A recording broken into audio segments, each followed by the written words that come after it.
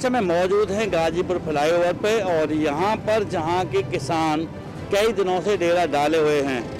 वाकई बड़ी शर्मनाक और बड़ी दर्दनाक ये बात है कि जो भारत कृषि प्रधान देश कहलाता है भारत, उसी कृषि प्रधान देश का अन्नदाता आज सड़कों पर अपने हक की लड़ाई लड़ रहा है। आप तस्वीरों में देख सकते हैं। पहले मैं दिखाना चाहूँगा ये पूरा हाईवे आप देख सकते हैं। ये पूरा हाईवे यहाँ पर है, ऊपर से यहाँ से वाहनों को गुजारा जा रहा है और उसी के साथ साथ इधर साइड में आपको देख सकते हैं कि फ्लाईओवर पर है हम इस समय मौजूद है। यहाँ नीचे आपको मैं दिखाना चाहूँगा तस्वीरों में देख सकते हैं कि ओपन खुले आसमान के नीचे किसान रात में बैठा अपने हक की लड़ाई के लिए लगातार पिछले कई दिनों से जूझ रहा है।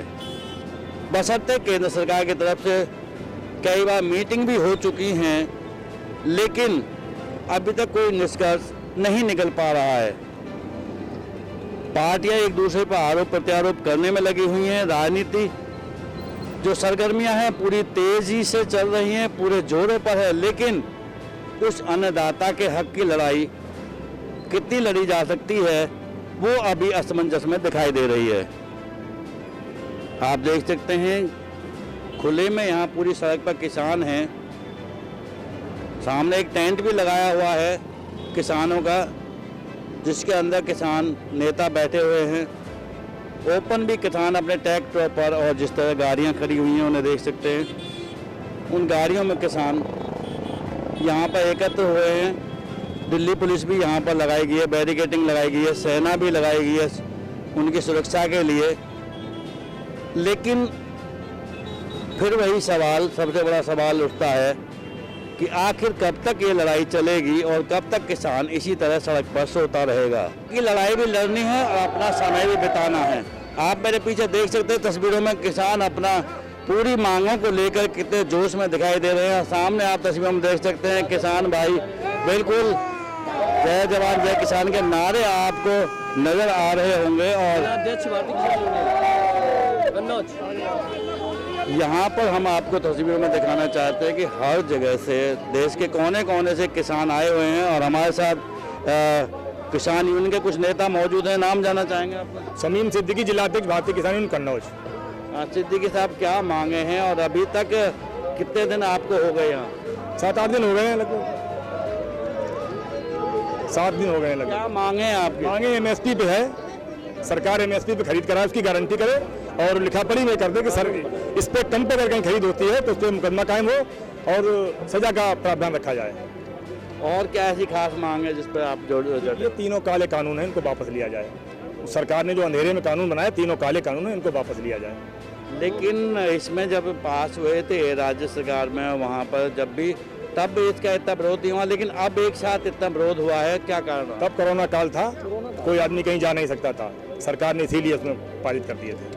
आज अब कितना मानते हैं कि आपकी लड़ाई, आपको कहाँ तक अब उम्मीद है? 7 दिन हो गए, आपको अब लगता है कि आप जीत जाएंगे? सरकार का देसी इलाज करेंगे, ऑपरेशन नहीं करना है।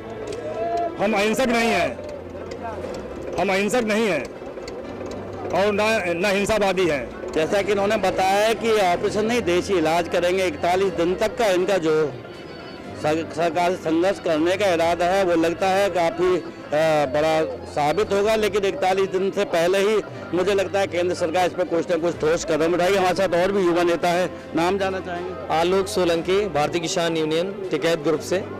मैं यही कहना चाहता हूँ देश की सरकार से कि यहाँ किसान MBA हैं, यहाँ इस बार पॉलिटेक्निक भी है, यहाँ इंजीनियर भी हैं, PhD भी हैं, तो ये बिल्कुल भी ना कहें कि बिल समझ में नहीं आया। और अगर सरकार ही कहती है हम बिल नहीं समझा पा रहे हैं तो इससे अच्छा मौका कहाँ? पूरे देश का किसान बॉर्डर पे और निगाहें यहीं पे, पूरा देश की निगाहें किसान आंदोलन पे है, तो आप समझाइए खुले मंच पे। एक तरफ मीडिया बुला लीजिए, एक तरफ किसान बैठे, तो सरकार बैठे। तो दुर्भाग्यपूर्ण है कि क्लियर नहीं कर पा रहे हैं। जब आपने हमारी फसल मूल्य सरकार तय कर रही है, हम लोग उस पर भी एग्री हैं। 1860 रुपए धान का जो मूल्य निर्धारण हुआ, अब 1100 रुपए, 800 रुपए, 900 रुपए में किसान का जा रहा है। इससे बड़ा दुर्भाग्य कहाँ है? MSP पे आप बात करते हो, सरकारी केंद्रों पे खरीदारी चल रही है, तो 6 से 7% उत्पादन भारत का ये खरीदते हैं, बाकी दुकानें बंद कर देते हैं, तो वो कहाँ ले जाएंगे हम लोग? दूसरा कि कह रहे हैं कॉन्ट्रैक्ट फार्मिंग, हमारी खेती को 3 साल के लिए, 5 साल के लिए अनुबंधित करेंगे। भैया सालों के लिए अनुबंधित करके हम अपनी खेती देके गुलाम हो जाएं, फिर डीएम एसडीएम के आगे हम जा नहीं सकते। भाई न्यायालय क्यों नहीं आ सकते अगर कोई कंपनी मेरे साथ अन्याय करेगी? तीसरी चौथी बात ये, एक राज्य में बिजली फ्री, दूसरे में बिजली में ठग रहे हैं। ये दोहरा मापदंड कब तक किसान के साथ चलेगा? चौथी बात यह है कि आप राज्य सरकार और केंद्र सरकार ने पिछली बार उत्तर प्रदेश में कहा था कि हम लोग की सरकार बीजेपी की बनेगी तो किसानों का ऋण माफ करेंगे।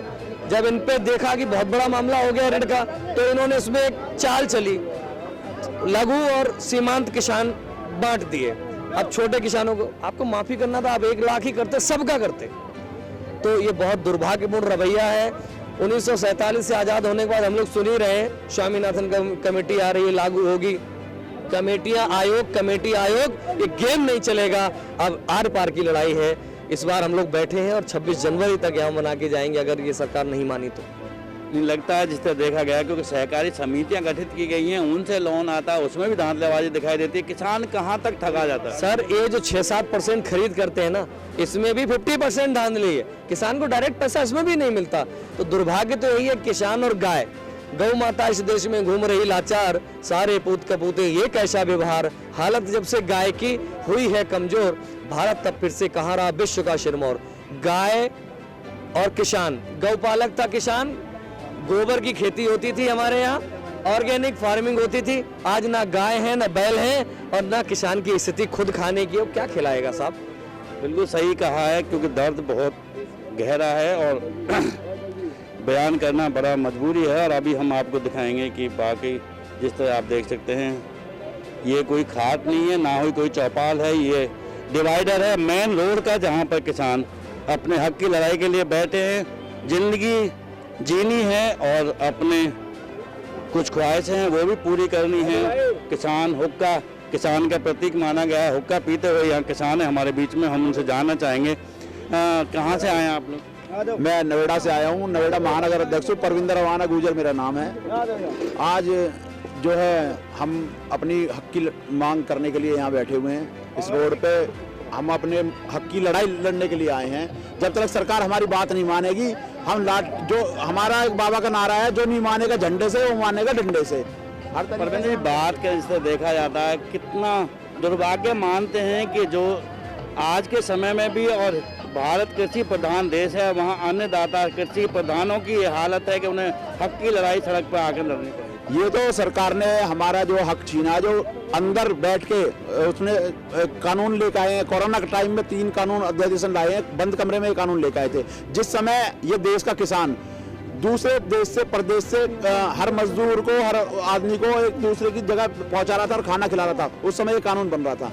आज हम उनसे एक मांग करते हैं, हमारी एमएसपी के रेट पे हमारी फसल खरीदी जाए। किसान को और कुछ नहीं चाहिए, कम से कम एमएसपी पे हमारी फसल खरीदी जाए।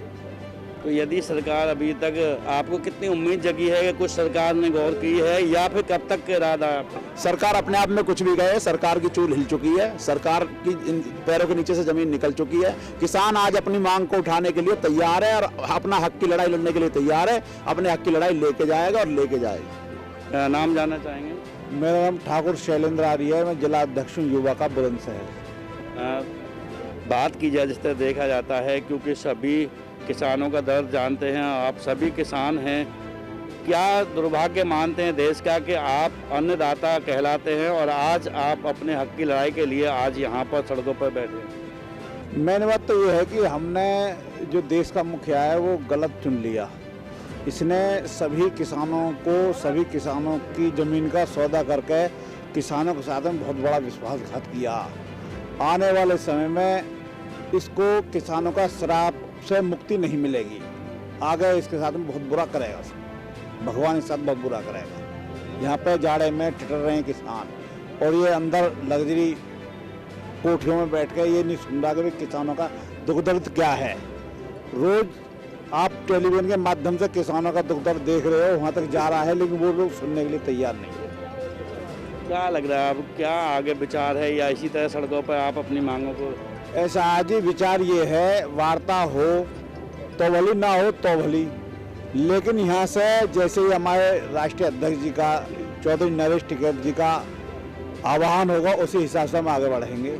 जो वो आदेश करेंगे उसका पालन होगा। क्योंकि लोकतंत्र देश में अब गणतंत्र दिवस तक की संघर्ष करने की तैयारियां किसान बना चुके हैं। अब देखना ये होगा कि 26 जनवरी तक ये सड़कों पर डटे रहेंगे या सरकार कुछ ही दिनों में इनके लिए इनके अनुसार कोई ऐसा फैसला लेके आती है कि वापस अपने घर जाएं। कैमरामैन प्रिंस के साथ योगेश सोलंकी, तेज निगाहें, दिल्ली।